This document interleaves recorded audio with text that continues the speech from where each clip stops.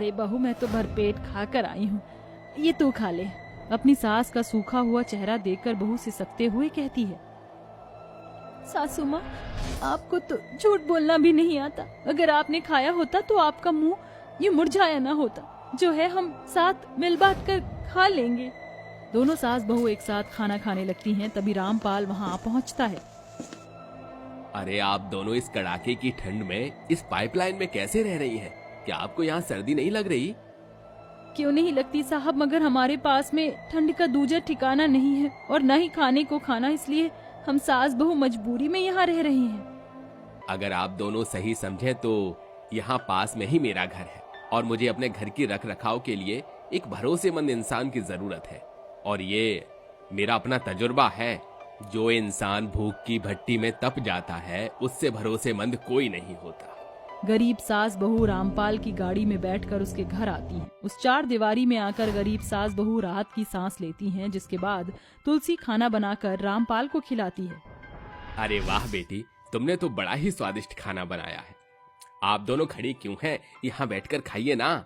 नहीं साहब जी, हम गरीब सास बहू के लिए इतना ही बहुत है कि आपने हम जैसे फुटपाथ पर रहने वाले लोगों को अपने घर में पनाह दी। इस ठंड में हमें इस कदर झंझोर दिया है कि भावी भविष्य में भी रोटी, कपड़ा और मकान की अहमियत भूल ना सकेंगे। रामपाल के खाने के बाद दोनों सास बहू जमीन पर बैठकर खाने लगती हैं, जिसे देखकर रामपाल कहता है, अरे ये क्या, आप दोनों सास बहू जमीन पर क्यों बैठ गई? अरे फर्श बर्फ की सिल्ली की तरह ठंडा है। साहब जी, ठंड में भिखारियों के बीच बैठकर दाने दाने के लिए हाथ पसारने से बेहतर है जमीन पर बैठकर खाना है।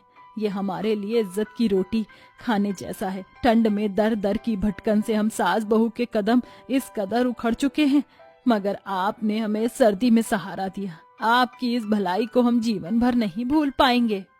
एक दूसरे के काम आना ही तो जिंदगी का दूसरा नाम है। चलिए अब आप सब सो जाइए। मैंने नत्थू से कहकर कमरे की झाड़ बाहर करा दी है। अब से आप दोनों इस कमरे में रहेंगी।